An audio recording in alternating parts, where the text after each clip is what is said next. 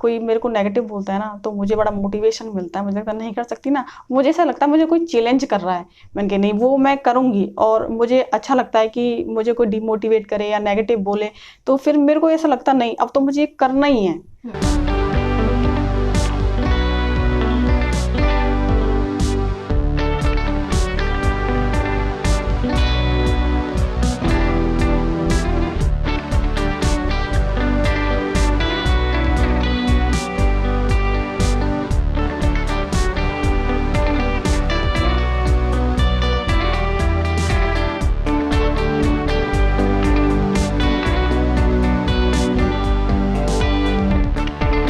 इंसान के मन में अगर कुछ कर गुजरने का जज्बा हो तो कोई भी परेशानी, कोई भी बाधा उसके कदम नहीं रोक सकती। वो कहते हैं ना कि वक्त के साथ हालात बदल जाते हैं। अगर इंसान के मन में कुछ कर गुजरने की ठान ले तो उसके हौसले भी बढ़ जाते हैं। जी हाँ, आज के हमारे इस खास प्रोग्राम में हमारे साथ जुड़ी हैं पैरा एथलीट लक्ष्मी, जो कि भीम अवॉर्डी हैं। तो चलिए मिलते हैं। तो मैम, सबसे पहले आप हमारे दर्शकों को बताइए किस तरीके से आपके करियर की शुरुआत। मैम 2008 में मैं ग्रेजुएशन में थी, तो मुझे ये था कि मुझे अलग करना है, लाइफ में डिफरेंट करना है और मैं क्या कर सकती हूँ। फिर मैंने सोचा कि चलो मैं आर्चरी कर लेते, क्योंकि आर्चरी एक ऐसा गेम है कि आप ना उसको खड़े होके भी कर सकते हो, है ना।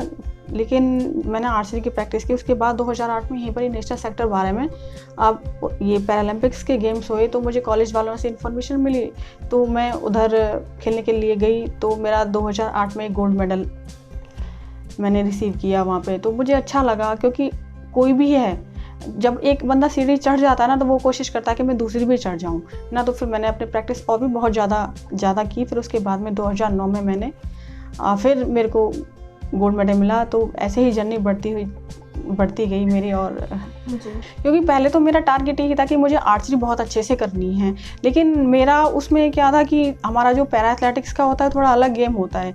तो फिर डिसाइड किया कि चलो ठीक है हम एथलेटिक्स कर लेते हैं, लेकिन एक कोई भी पर्टिकुलर आप एक गेम लेके चलो। तो क्योंकि फिर उसके बाद मुझे आर्चरी छोड़ना पड़ा और मैंने फिर एथलेटिक्स ज्वाइन किया। तो जब आपने कोचिंग शुरू की, कौन गुरु रहे आपके और किस तरीके से फिर वहाँ से वो जर्नी शुरू हुई? पहले तो ये था कि हाँ फैमिली वालों को चलो लड़की है, क्योंकि मिडिल फैमिलीज के अंदर ऐसा होता है कि भाई लड़की को इतना आज से कोई 13 साल पहले इतना क्रेज़ नहीं था। अब स्पोर्ट्स का क्रेज़, क्योंकि गवर्नमेंट भी बहुत ज़्यादा कुछ कर रही है स्पोर्ट्स के लिए। तो फिर ऐसे ही मुझे गिराज सर से मेरी बात हुई और उनसे मुझे बहुत ज़्यादा मोटिवेशन मिला। तो फिर उसके बाद मेरी मुलाकात ये नरसीराम है और ये नाहर सिंह स्टेडियम है, और उसमें मैंने फिर अपनी प्रैक्टिस की। उन्होंने मुझे बहुत सपोर्ट किया, बहुत ज़्यादा। क्या क्या परेशानियाँ रहा जीवन में आगे बढ़ने के लिए? क्योंकि होता है अगर कुछ कठिनाइयाँ जो प्रॉब्लम्स हैं उनको फेस करना पड़ता है। आपके जीवन में क्या क्या ऐसा कुछ हुआ? प्रॉब्लम्स देखो, सबसे बड़ी प्रॉब्लम्स तो होती है हमारी सोसाइटी में, ठीक है। अब टाइम के अकॉर्डिंग लोगों की थिंकिंग ना चेंज हो रही है लड़की, और फिर उसको और प्रॉब्लम्स हो तो फिर करते हैं अरे ये क्या कर सकती है, यही होता है। लेकिन क्या है कि हमें ना कभी डिमोटिवेट नहीं होना। अगर आपको प्रॉब्लम्स है तो आप ना उसे इग्नोर करो। ये नहीं है कि अगर वो कह रहा है तो उसको ध्यान दो, क्योंकि अगर आपको जाना है, आपने एक कोई भी कुछ भी अचीव करना है, आप दाएं बाएं मत देखो। आपने जो अचीव करना है, आपका टारगेट सिर्फ वहीं फिक्स होना चाहिए। तो मैंने सोचा कि दुनिया चाहे कुछ भी बोले, लेकिन मुझे जो करना है ना, मैं वो मुझे करना, और वो मैं अचीव करके ही छोड़ूंगी। तो फिर मैंने बहुत कोशिश की। प्रॉब्लम्स रही कि बोलते थे लोग अरे तेरे को प्रॉब्लम है, तुम कैसे ऐसा कर सकती हो, बहुत पॉसिबल नहीं है, नहीं कर पाओगी तुम। तो मेरे को जब कोई मेरे को नेगेटिव बोलता है ना तो मुझे बड़ा मोटिवेशन मिलता है, मुझे लगता है नहीं कर सकती ना, मुझे ऐसा लगता है मुझे कोई चैलेंज कर रहा है, मैंने कहा नहीं वो मैं करूँगी। और मुझे अच्छा लगता है कि मुझे कोई डिमोटिवेट करे या नेगेटिव बोले तो फिर मेरे को ऐसा लगता नहीं अब तो मुझे ये करना ही है। फिर उसके बाद फैमिलीज़ में भी थोड़ी प्रॉब्लम्स हुई कि नहीं करना है, तो कॉलेज से ही प्रैक्टिस के लिए चले जाते थे। घर फैमिलीज़ में भी कई बार नहीं पता होता था कि मम्मी की डांट खानी पड़ती थी।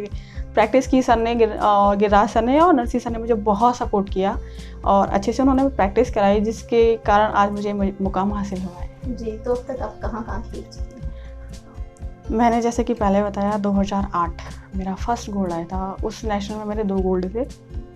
2009 में मेरे 2 गोल्ड 1 सिल्वर मेडल रहा।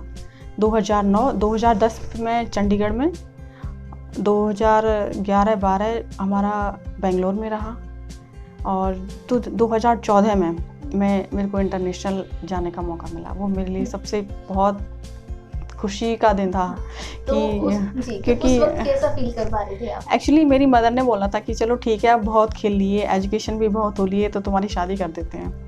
ऐसे ही मैंने बोला नहीं मम्मा, अभी मुझे शादी नहीं करनी है। मैं चाहती हूँ कि मेरे जो शोल्डर्स पे है ना इंडिया लिखा जाए, वो बड़ा अच्छा लगता है। क्योंकि हम जैसे जाते हैं नेशनल खेलने के लिए तो जैसे ट्रैक सूट मिलता है, तो हम नेशनल जाते हैं तो हरियाणा लिखा होता है, इंटरनेशनल जाते हैं तो इंडिया लिखा होता है। तो उसे लगता है काश ये वाली जैकेट हमारे पास भी होती, हमें भी अच्छा लगे कि हमारे भी शोल्डर्स पे इंडिया लिखा हुआ है। तो कोशिश की, और एक दिन 2014 में मेरे को इंटरनेशनल में गोल्ड और एक सिल्वर मेडल मैंने अचीव किया। जी, तो आपको भीम अवार्ड से भी नवाजा जा हाँ, चुका है, 2014 हाँ।